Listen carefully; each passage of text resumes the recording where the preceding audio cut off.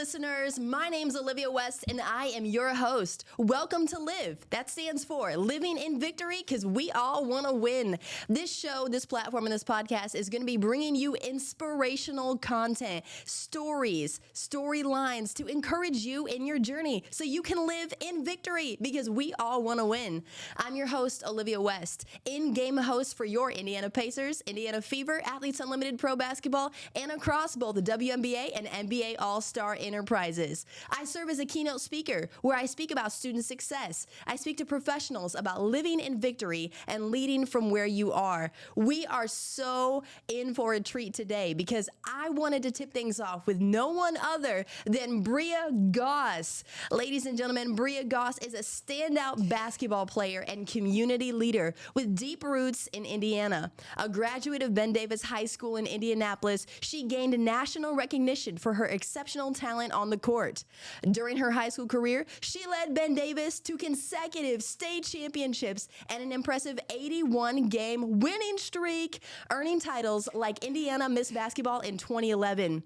Bria continued her journey at the University of Kentucky, where she was a pivotal player for the Wildcats. Known for her tenacity and leadership, she earned multiple honors, including SEC All-Freshman Team and SEC Sixth Woman of the Year. Her relentless defensive play and ability to rise in clutch moments left a lasting legacy at Kentucky. After college, Bria made a WNBA training camp roster and played professionally overseas before transitioning to a different basketball role. Now, Bria is a sideline and color analyst for multiple enterprises across both collegiate and professional sport. Living in Victory community, give it up for Bria Goss in the building. Ew. Oh my God, no! You left out a couple accolades, but it's okay. No, pat them on. Come on, tell the people. No, tell the people. I'm really No, humble. tell me. I'm so serious, Bria. I wanted to have you on today, sis. Not just for, of course, what you do. That's great, right? But it's truly who you are, right? It is who you are. It is the culmination of your lived experience, of the wins, of the learning. Yeah. So, sis, if I left off a couple of things, you better tell me. I mean, if we have the time. No, okay. We do. Come on. So McDonald's All-American, Gatorade Player of the Year for Indy, WBCA All-American role just from high school, the SEC freshman of the year, my first year at Kentucky, along with an SEC title. So, again, I don't like to brag, but this is some beautiful things. I'm so happy to be here. Let's go. Yes. I think as our friendship keeps developing, I'm super proud of you and what you've been able to do. So, thanks for thinking of me to be the first. Yeah, thank you. And thank you for adding your additional wins, because that's significant, right? Those were not things that happen by default. They happen by design. Yeah. And I know that you, every single day, the way that you train, the way that you just attack life and really design what your lived experience is, like, that's so cool. So thank you for that. And y'all, there probably is a reason why I left that stuff off, because that's a laundry list. I mean, this was already a big list, but Bria has truly done and accomplished so much. But I think, Bria, one of my favorite things about you is you didn't just do it alone, and you didn't just do it for you. You did it to really honor all of those people who helped you through your journey. Yeah. So let's take it all the way back, right? Like, before all the dubs, before the Gatorade Player of the Year, before all that, you grew up in Indianapolis, Indiana, playing basketball, which we grow basketball here, right? We're filming this right here in Indy, Nap Town, not because we're asleep, but because people are asleep on us. And so kind of just share with us your lived experience growing up. So I started playing basketball when I was 4. Okay. I have an older sister. Shout out to Dee. Her and I were in the backyard playing around. My dad got us in the, I don't even know if it's still there, but a little YMCA league. Yeah. And honestly, she used to kill me. I'm talking, she'd run circles around me. She would block my shots. She would steal the ball. I would come in the house crying. So it was all out war just from the beginning, but she played it, so I wanted to play it. And I saw her work ethic, and I'll get into later, just about how these things don't happen overnight. So being able, again, to come from the basketball state, it wasn't really given to us on a silver platter, not like this is your favorite player. My dad played a little bit. He was more football. My mom was doing track. So it wasn't like basketball was the thing. I think just her and I just found a love for it, and we just kind of went for it, and here it is. 30 years later. Go for it, send it. But clearly something you started early on, right? So you were getting your reps in because practice makes better, right? It doesn't make perfect. But there had to have been a time, Bria, that you were like, okay, I'm kind of good at this. Yeah. And not only that, not recognizing that you're good at it, but it's something you wanted to be great at. Yes. Because in life, we can only be great at maybe one or two things. You could be good at a lot. But as for me and my journey, I don't desire to be a jack of all trades. I want to be a master of one. I want to go so deep. I desire to be the thought leader, the unequivocal number one in whatever my thing is, right? For me, that's speaking, that's communicating, that's telling stories. For you, it's looked a little bit different. Yes, it is the speaking and storytelling and broadcasting, but early on it was basketball. So when did you know this is my thing that I want to be great at? Probably fifth grade. So again, when she's running circles around me, I had to learn how to maneuver around her. So my shot fake and my pump fakes really became a big part of my game. My defense, I mean, she was bigger, stronger than me, so I had to be able to play. I was able to get reps in her league, even though she was 2 years older than me. So I was able to get some guard skill and then come down to my age group, and then I'd be at the post. So I think it was really around fifth grade at Municipal Gardens. Shout out to Municipal Gardens. If you don't know, every single hooper from Municipal Gardens, or every single hooper from Indy has went through Municipal Gardens. So that's kind of like where the journey started. I had a great coach, and I was able to play against boys my age. And my coach benched me that first game. And he was like, I've seen you in practice. I don't know what performance that was out there, but, you know, and this is all after the game. And that's kind of when I made up my mind that, like, I want to do this. I don't care who's on the court, boy or girl, my age or not, maybe even younger. I don't care. Anybody can get it at this point. So let's go. You know, so and I just started developing and working really hard. And again, I spoke to that work ethic that my sister had. Super smart, you know, off the court. I mean, grades top tier. On the court, you couldn't even tell if she had a bad day. You couldn't tell, you know, what was in her way. She just knew that she wanted to be good too. And I think seeing her and how she developed, I would want to play against her. I would want to play against the coach. So that fight really started coming from her, and the fight off the court too, because we did not always get along. Hey, okay, come on now. I don't have any siblings, so I don't really understand that like sibling, sisterly type of rivalry. But I think what's so cool out of that story, you said a lot there, but when you got benched, that's when you decided who you were going to become. Yep. And it sucked. Maybe I didn't have to go through that experience, but I'm glad that I did, because I think that's when the coach started seeing the value that I had and the potential that I had. Let's go. I mean, my family saw it in me, but I mean, they're biased, right? Yeah, I mean, yeah. Everyone's family thinks that their kid is the bomb.com, but you know, actions are known to be right by their results. And so you had to generate some results that would substantiate other people believing in you, investing in you. And I think having that coach is critical, right? It is. NBA, WNBA champions all have coaches. I know for me in my life, when I looked to level up, I said, I need a coach. I need this outside voice to speak into me, to pour into me, to really begin. So important. Yes. Yeah, right. To really begin to examine, okay, Olivia, you got some blind spots. Point out those blind spots so I can address them. Right. That's cool. That's what all it right. So you are hooping, young age, you got benched, you decided who you were going to become. From there, how did life look? How did you move differently and really start to invest? Yeah. So I got a trainer, you know, so before school, waking up, you know, 5 o'clock in the morning, 6 o'clock in the morning, going to work By the way, y'all, she still wakes up at 5 and 6 o'clock in the morning. This is so cool, Bria. I remember when you shared that with me, I was like, are you for real? You don't have to lie to me, girl.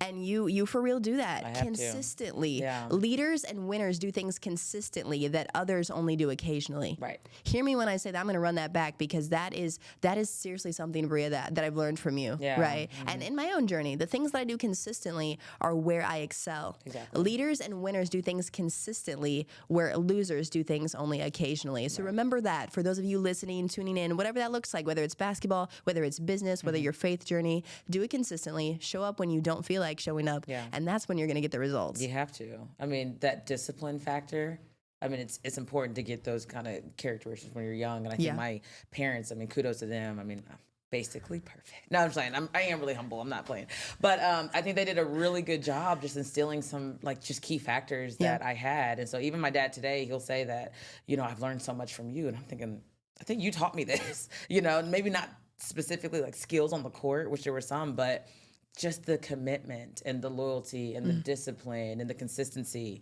You start that at a young age. That's why getting up at 5 is just it's just another day. Like I got to get up, I got to work really hard, do my best, go to sleep, do it all over again. And it's hardest when you don't see those results right away. And I feel like, I mean, I think I had a lot of success in high school, but I was known as Deer's little sister for a really long time. And so that didn't bother me because she was good. Yeah. I think it just bothered me. I just wanted my own name. Come on. You know what I mean? Yeah, So stand on it. She did some really good things, and I was coming up after her, and we had a great coach and Coach Benj. But we would get up in the morning, full school day, have practice, and then try to do another workout at night, and then homework, and then do it again. Let's go. So you do that for some years, you're gonna get pretty good. Yes, You know what I yeah, mean? You'll get pretty good. Get better. Of Yeah. course, never perfect, but we really do have to aim. We have to aim for the prize, and You do. and you got to plan to win. You do. Right? We have to plan to win. No one just stumbles upon success. Success leaves clues. Right. We know what it takes to be successful, and that is to be a person of high character, Right. high discipline, high integrity, to be innovative, to ask for help, but also to just be ultra committed between the way that you sleep, the things that you eat, the people that you're around. You've got to be committed if you want to win. And that's the whole theme of our anchor kind of message, living in victory. We all want to win. But how do we do that? Yeah. Because you can't just want to win. You have to decide. It's Every day. Every day. day. Yeah. Every day, every decision, every choice, every social interaction, every time you leave the house, even the time you spend in the house, has to all be centered around, I want to win because I want to be valuable.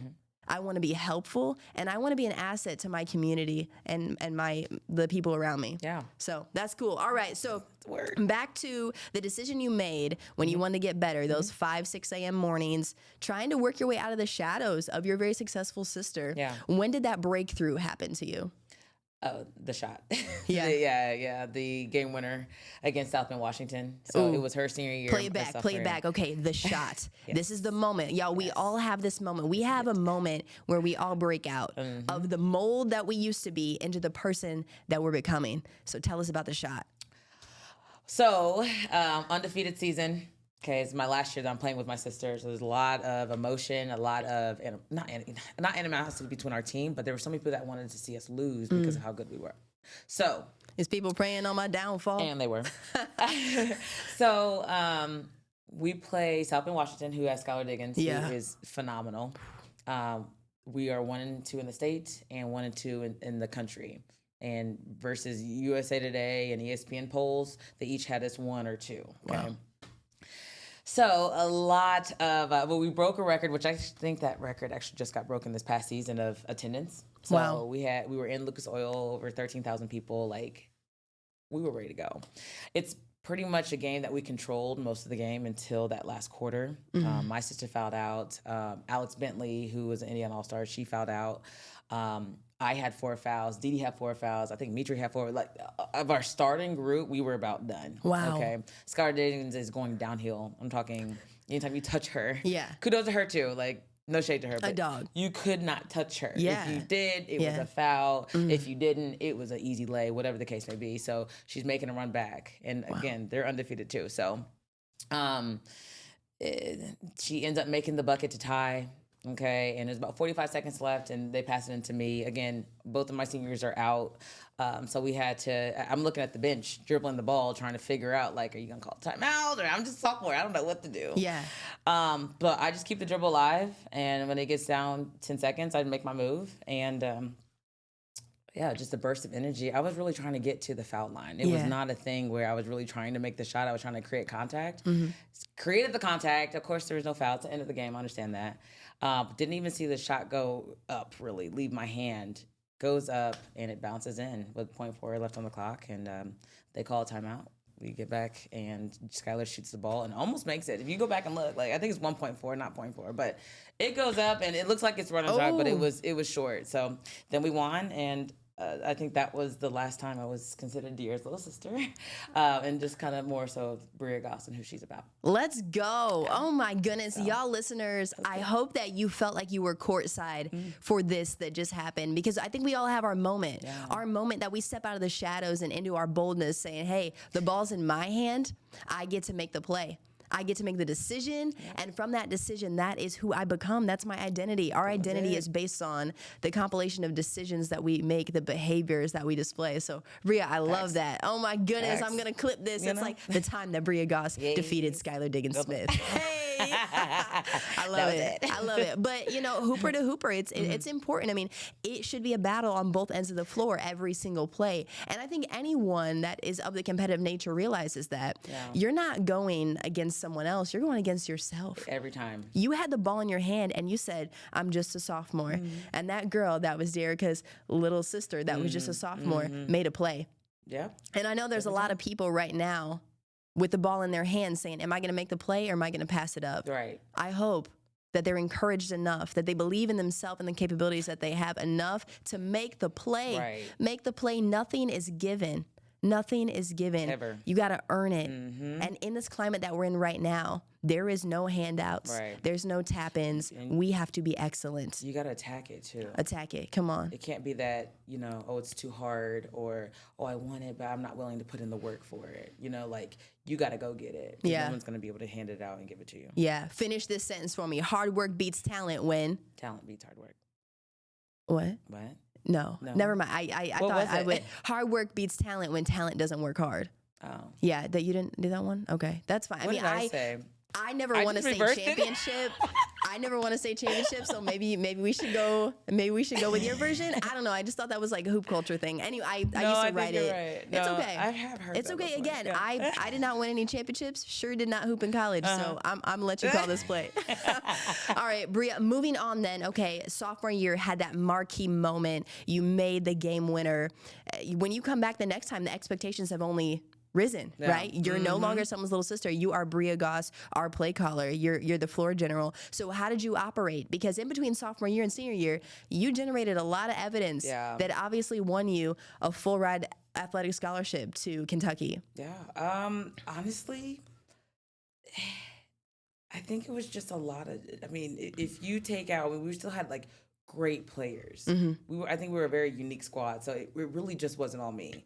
And honestly, like, and I just found this out, I only averaged 19 minutes in high school. Wow. Did you just got tired or? No, we were beating people bad. You were beating them down that bad to where like you lead, I mean, it's a 32-minute game and literally just over half a game. And I mean, I made it impactful, I guess, you know what I mean? Go. But we were so good that first 5 would go in and that second 5 that would go in were just as talented. So we could go out there and play all out, play hard, play together, get a breather, and we know and we trust that the next person would come in and do the exact same thing. So we were a very unique squad, but I mean, we just we grew up together and we all were in the same system. A lot of people thought like we were recruited.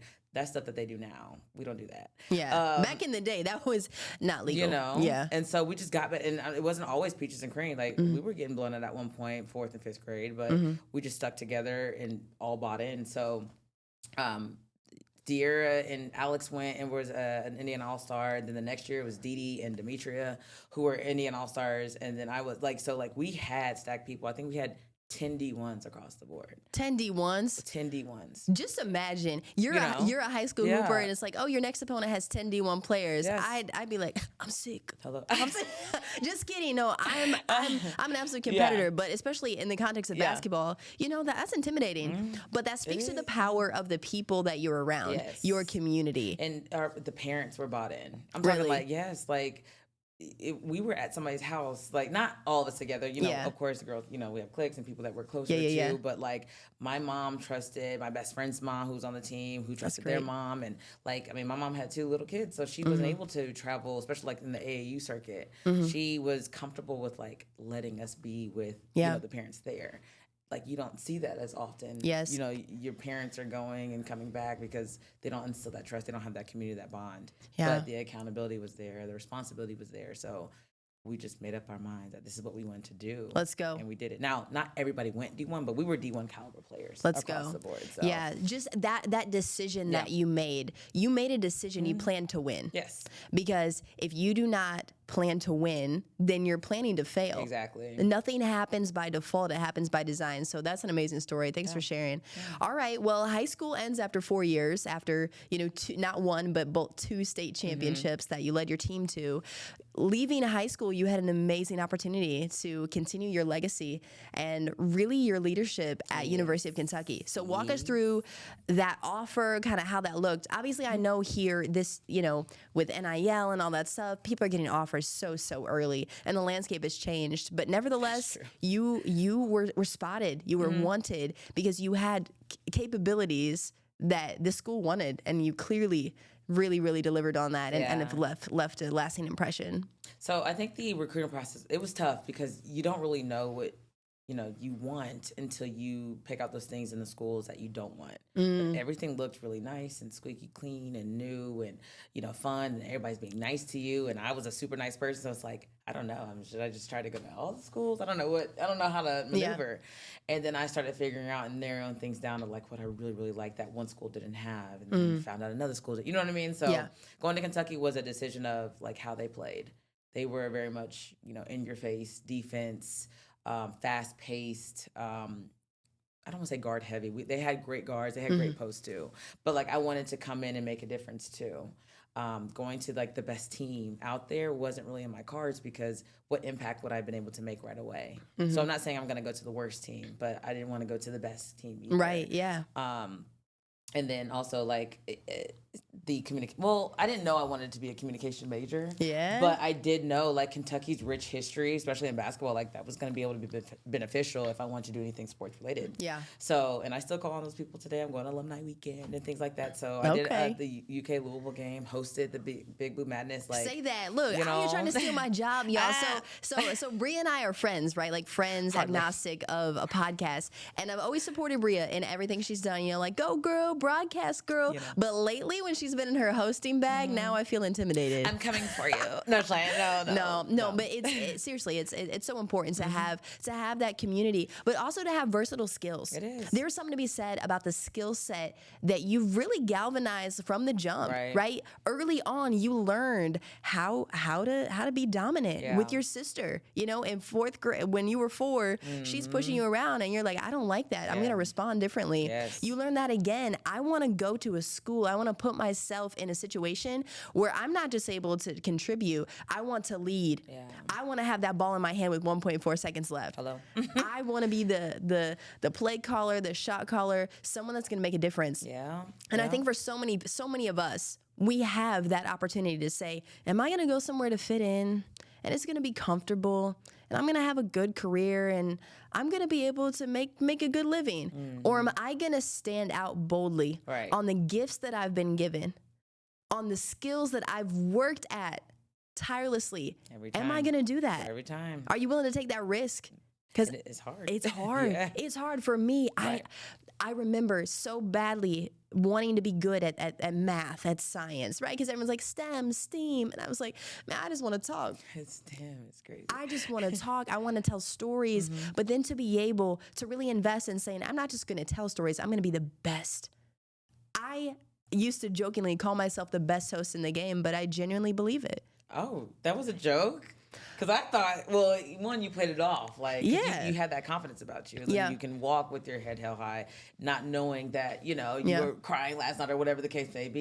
Yeah. So, like, you say it enough, you do believe it. Yeah. But, like, I mean, I'm your friend, so I'm gonna be biased. No, but you are the best in the game. Come on, best host in the game. But there was something about me saying that even when I was new to the game. Yeah. Saying, I don't just want to play the game. Right. I want to be the best. I remember, quick side story. I was hosting the NBA Rising Stars game, and I said someone's name wrong. Not once, but actually a couple times. And when I was told that, I was devastated. I remember I was in my green room like, what am I going to do? Like, I just made a fool of myself. And in that moment, Bria, there was a lion on the inside of me that rose up and said, are you going to back down? Are you going to go out there and host this game better than you've ever hosted any other game in your life? And I chose the latter. I said, I'm going to show up, I'm going to pull up, and I'm going to deliver. That took a whole lot of courage. It took a whole lot of strength, and it continues to take that. And now look, still being the best. Decision that you should still be the best. Yeah, still being the best. No, but seriously though, and this is only the beginning. Still, come on, let's go. Like, it's actually crazy when you think about it. So, in your story, back to your story, University of Kentucky, you went there because you know that you could be a game changer. Yeah. So you went there. Did you start right away? I did. Yeah, I did. So 8 weeks of summer workouts, which was brutal, but it was good. I think more like military training camp. Hello. Yeah. It was good though. I mean, I think we rallied, and actually, I was one of the only kids who didn't get Pell Grant. So my assistant coach asked if I wanted to work, and I was like, yeah, sure, why not? Big mistake.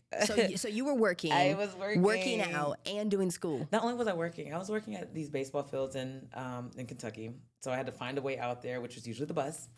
And that was literally, that's from like 4 to whenever, because, baseball ends at whatever time. I also worked in a bank in the security department. So that was a lot of fun. I asked if I could get a taser. They said no. And then just, whatever they needed just around, University of Kentucky or whatever. Yeah.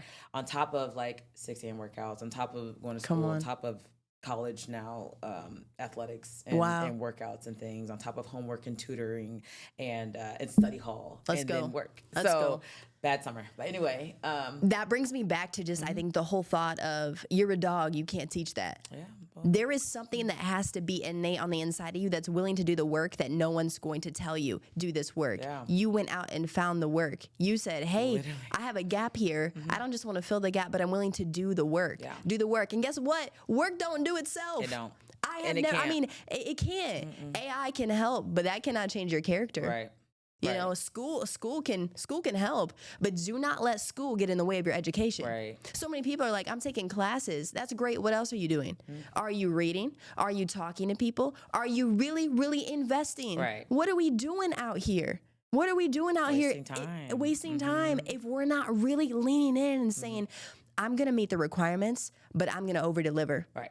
I am going to underpromise, over-deliver, and exceed expectations in whatever it may be that I'm aiming to do. Yep. And that's the type of energy that is required to win. And again, every day. And Every it's exhausting. day. And there's days where it doesn't Except seem for like Sunday, I'll rest a little bit, maybe. There you go. But it's hard. Like it is hard. And so I don't want to say it like it's just, you just wake up and you do it. Because there was too many days where I didn't want to. No. You still did, but like I didn't want to. Yeah. Living in victory takes decision, discipline, sacrifice, because we all want to win, but are you willing to do what it takes to win? Are you willing to pay the price? Are you willing to make the sacrifice that it takes to win? Living in victory is not something that's done by default. It's done by design. Yep. So thank you. Thank you for that. You went there, you started, you were working at a baseball field in the middle of Kentucky. Wow. Thank goodness you were safe. Shout out to Legends. Legends baseball. Hey, run her a check. You probably owe her. Hello? You did not realize what you had working that concession stand. Now I think about it, I'm not, and actually,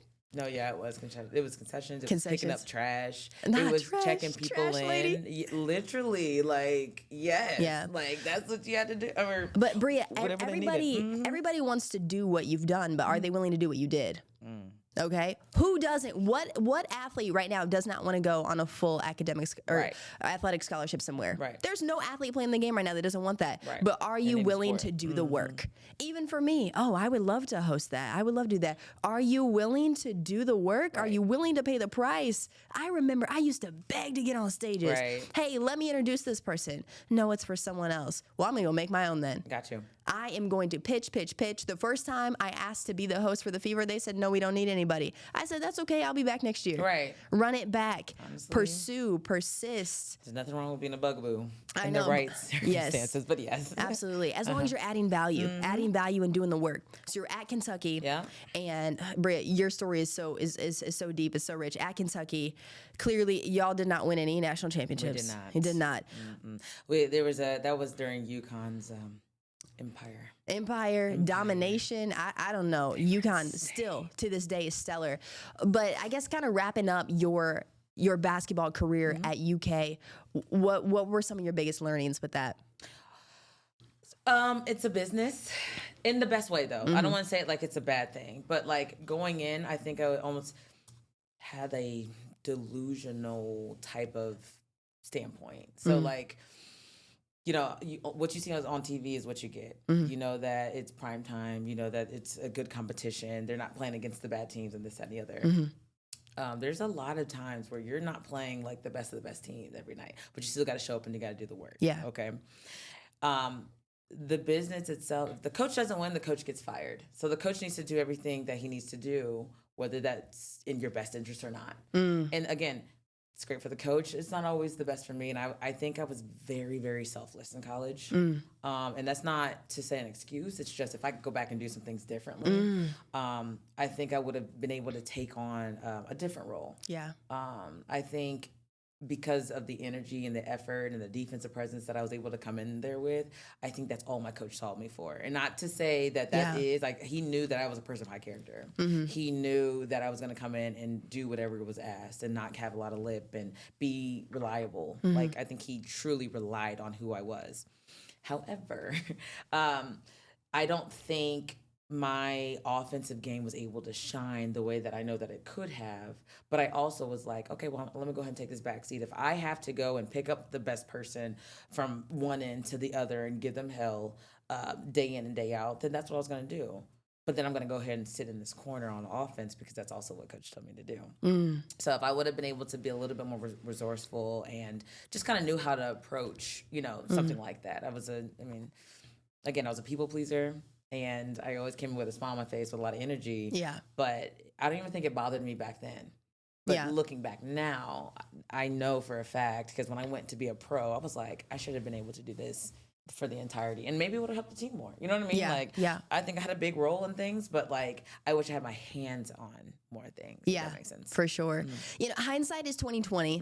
I think all of us can look back and say, oh, I wish I would have done this differently. I wish I would have maybe, approached this differently, been more bold here, been more, maybe quiet or meek in this area. And that's okay. Yeah. But I think that, as long as you don't count it as a loss and as you count it as a learning, right? That's what really matters. Winners, people who are victorious, don't take L's. The only L's that they take are learnings. Yes. Right? What are you learning from the experiences that maybe had a less than favorable outcome? Right. What are you learning from the things that went well? Right. What are you learning from the things that did not go well? And that's okay. Hindsight is 2020. Let's continue to lean into that because we, right here, around here, we live in victory. Got you. Let's go.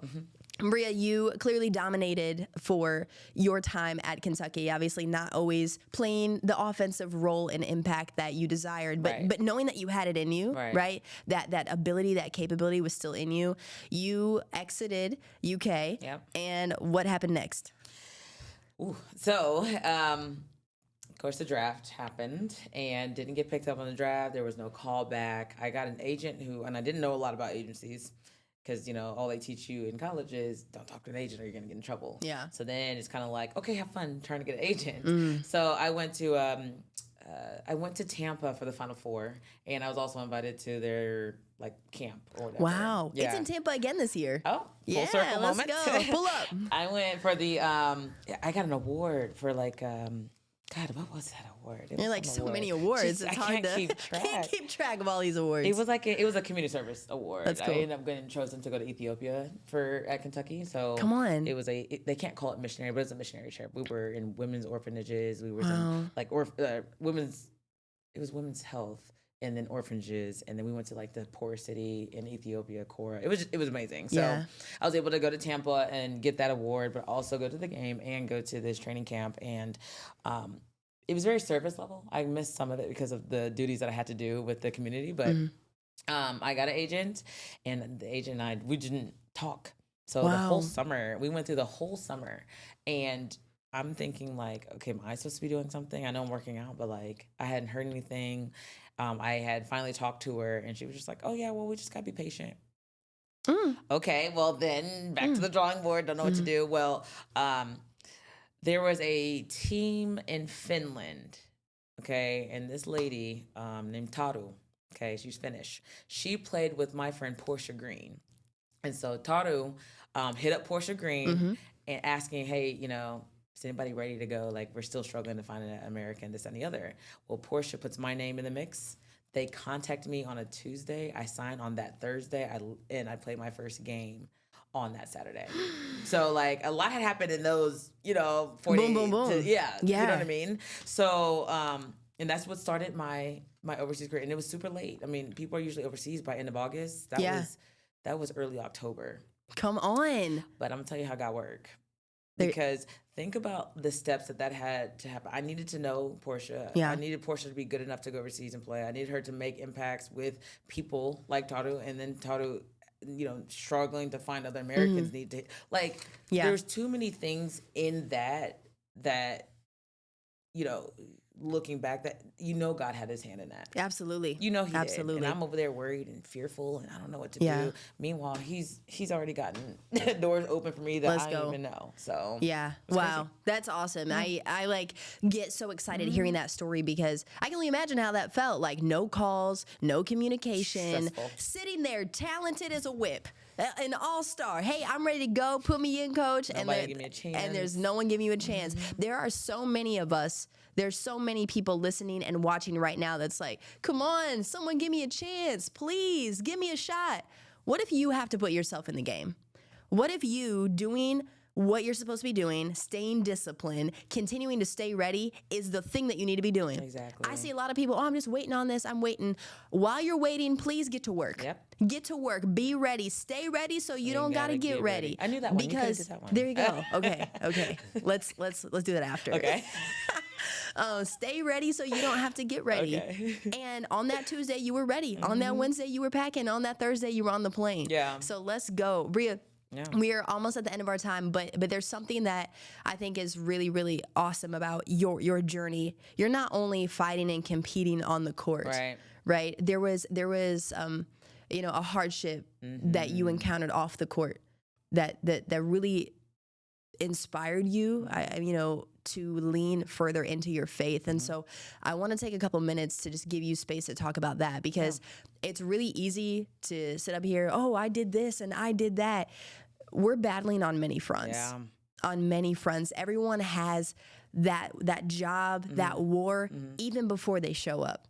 And I know for me, being on stage, doing what I do, there's a lot of inner work that needs to happen before I can do that. Yeah. And so if you just want to kind of outline and share a little bit about what that off the court battle and triumph has looked like for you. Yeah. So I got picked up in Finland and making less than $900 a month. But I was still really excited to go. I go over there immediately, just start killing. Talking, 20, 25 points every single game. That. Okay.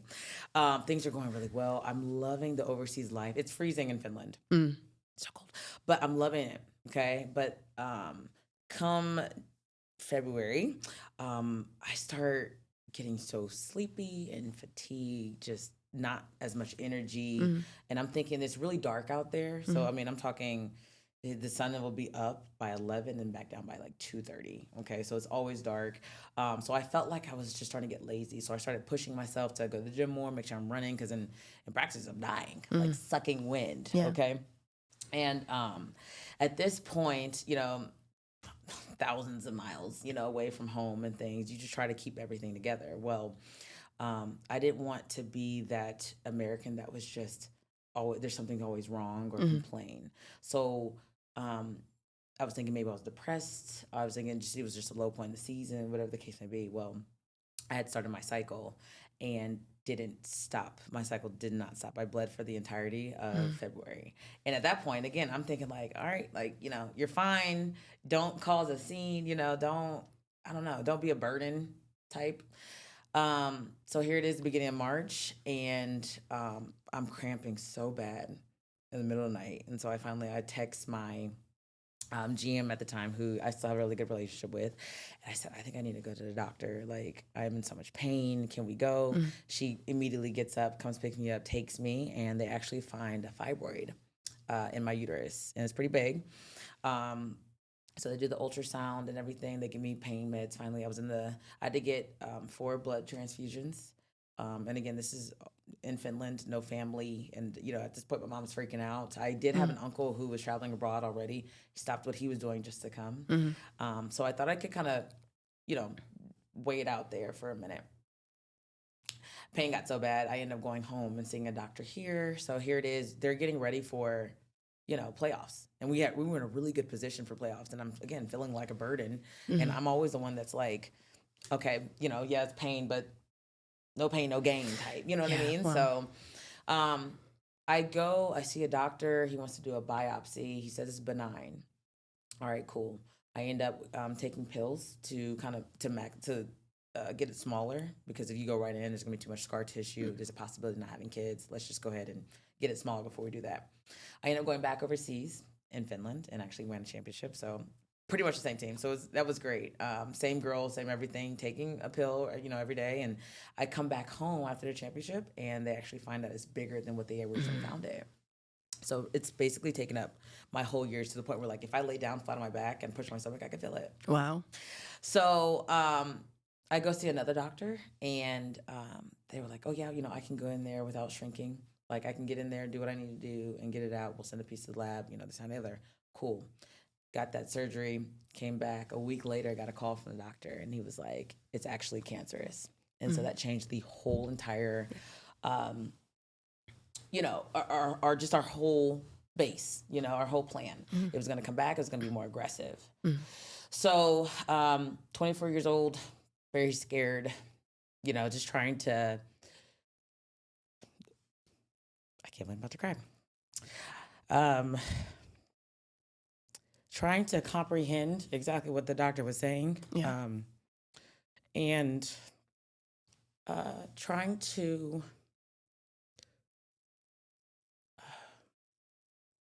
not feel as broken as what one would feel, because the only option at that point in time was surgery.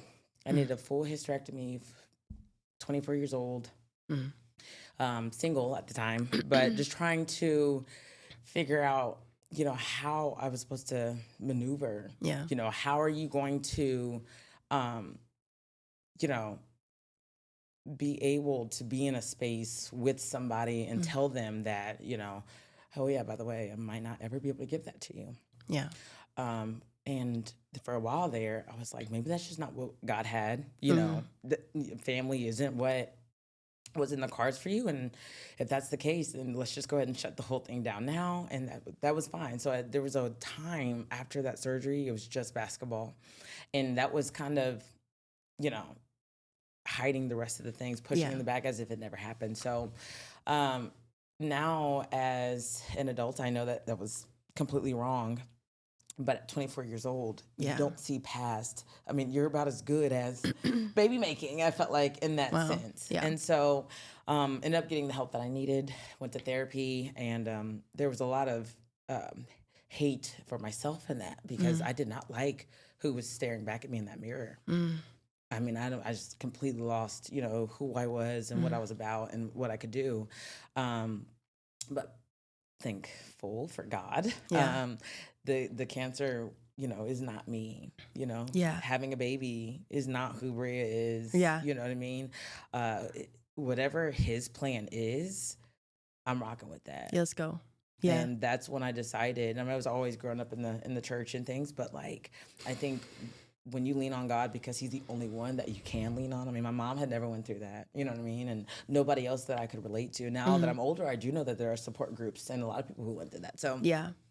But I mean, cancer was terrifying. The whole thing, when they went back in there, they did the full hysterectomy. I'm in full hot flash mode. I'm in menopause, at 24 years old. And I had to redefine who I was in this and then be okay with it. Yeah. If I don't like someone, I can distance myself from that person. I can't distance myself from me. So very hard story, but I am so much better for it. I can't even tell you in the ways. I don't take it lightly, right? So I'm very much, sad that it happened, but I couldn't imagine where I would be at if I still had my uterus. You know what I mean? Like, I couldn't imagine who I would be. I'm not exactly sure exactly why it happened, but again, I'm rocking with God's plan. Let's go. And that's it. Because if anything else short of that, I don't want it. Yeah. I can't handle it. Thank you for your vulnerability and strength in telling that story, because there are so many battles that we have to win to be able to show up. And that was one that it could have killed you, but it didn't. It made you stronger, and you continue to show up stronger. Yeah. You continue to show up agnostic of your career, your accomplishments. Like, who cares about a career when you're battling something that heavy? And that's all you think about. Yeah. Yeah, I mean, people who have health, you can pray for everything else, but when you don't have health, you pray for health. And, the big piece of that is when they found out, there was a period where they could actually preserve eggs, and I was right within that time frame. So I did that whole saving the eggs thing. There was a 2-week procedure where I had to give myself 3 shots every day, which, it sucked, but no, it sucked. I hate you were noodles. like, actually, no, it's terrible. It was terrible. It did suck. It was about 2 weeks, and then they did that procedure, and I was able to get over 40 eggs. So I can have biological children. It just might look a little different. And honestly, I mean, I have nieces. I didn't know that. Yeah. Let's go. Now they're expensive, okay? Yeah, it's okay. It's okay. Bria got it. Bria got it. Don't. But yeah, so like just for that time frame, and I always think like I already have kids. Yeah. I mean, my friends have kids. You're always with children. You are always with children. There's a child that's your lock screen. I'm like, stop. People gonna think that's yours. It is. I mean, y'all, Bria sometimes will come to support me at my hosting stuff, and I was like, who is this child? And she's like, you don't remember her name? I was like, it's a different one every day. Yeah. it is a different child every day. That's amazing, though. I mean, clearly, community, family is so important to you, and you do that so well. It comes so natural. But I do just want to thank you for sharing that, because I think so many times those untold stories are the ones that can really lead to so much breakthrough for others. Mm-hmm. I know a lot of my story. I don't just want to tell you, oh, I'm up here rocking it on the stage doing my thing. I want to tell you about when I was a little girl and didn't know the power in my voice. Didn't know that my voice was valuable. And it means something. And it means something. And guess what, girl? Even if you're not the best speaker ever, you have inherent value because of who you are. Right. Because of who you are, not what you do. Right. Focus on who you are, preserving your health, and then you can worry about everything else. Yep. Mental health, physical, everything. Yeah, all of it. Bria, as we round out this conversation, the whole title of the context of the conversation is Living in Victory. Right. You're doing that every day as a broadcaster. Yes. Talk to us a little about that. So again, playing overseas, you're missing out on a lot of experiences here. The people I graduated with are already getting opportunities that I, at that point, wish I had. So I was trying to figure out like how I could start, getting more reps and things like that. Well, I got that training camp for the Indiana Fever. Let's go. I actually told this, that same story.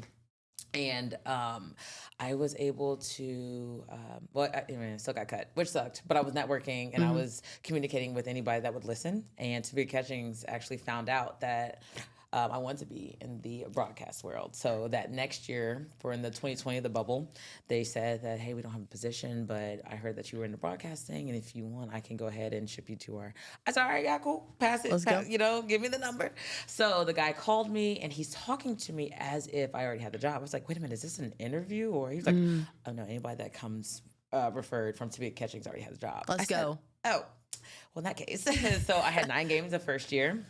And then 21, 22, 23, I was getting more and more games and then I was basically the primary. That last time I did 36 out of the 40 games. Let's go. So then last season, we got a mega superstar, Caitlin Clark, shout out CC. But all the big broadcasters, ESPN and all them wanted to come. So they told me 4 days before training camp, hey, we won't be having you back on. And that sucked. Bad. That was not great. Yeah. And I was a little blindsided there, but I knew it was a possibility as well. I didn't know. I mean, it was 4 days before training camp, so I'm kind of in scramble mode. Yeah. Well, Ion actually hit me up in June and asked if I wanted to do 4 games with them. So yes. And calling Caitlin Clark's games, is a huge thing. Let's go. Boom, put that on my resume. I was still planning on playing basketball, and that clearly wasn't in the cards right now. But I was able to do the UK Louisville game and make some connections there. And then just recently I got connected with ESPN. So hopefully I can start, making my mark there and really start, getting, I have a game this weekend. It's going to be an SEC Network game. Hey! It's going to be fantastic. Let's go. So proud of you, sisters. Thanks. Like, to be a part of, not a part, girl, I'm not a part of this, but being able to witness this and just encourage one another in this journey has been so cool. Yeah. So cool. You have not only been in the right place at the right time and knowing the right people. No, you had the right skills. Yes. You had the right skills, you have the right discipline, and you have the right follow through to substantiate it. I cannot stand people like, well, if you know the right people, okay, yeah, but they have to know you too. Yeah, they do. They have to know you. They have to like you. They have to trust you. They have to see you perform. They have to generate a body of evidence that, hey, she can do it. Right. She's the woman for the job. He's the guy for the job. With me, just imagine if I was a bad speaker trying to be a speaker on behalf of organizations. They'd be like, hey, honey, find something else. No, you got to do the work. Yeah, you do. The work don't do itself. It can't. And then once you have done the work, once you have that product, then position yourself to win. Bria, you are living in victory. Yes. You're winning because of the sacrifices, the discipline, the lessons that you learn from and pivot from each and every day. As a closing thought, what would be your one piece of advice for someone who is looking to live in victory because they want to win? Yeah. There's just so much. I think the biggest thing is discipline. I would not be me if I didn't consistently have the discipline that I needed. And I know my coach in Kentucky always talked about the winning tools, and discipline was right there as the number one. And I think if you have the discipline to do so, then do it. And I'm talking in every aspect, whether that is if you want to go ahead and attack your goals and what they look like, have the discipline to do so. You want to eat better, have the discipline to do so. You want to work out, you want to read, you want to consistently be with friends. Like, just have the discipline and put everything else to the side. As temporary as a lot of these things are that we think are valuable, they're not. Being the good person that that you can be is valuable. Having the right relationships and people around you is valuable. And then going after what you need and being disciplined, that is the value that we need. So let's go. Ladies and gentlemen, you heard it right here. Living in victory, the way that Bria Goss wins is through discipline. Thank you so much for tuning in. Go out and live in victory because you're already a winner. See ya. Living in victory.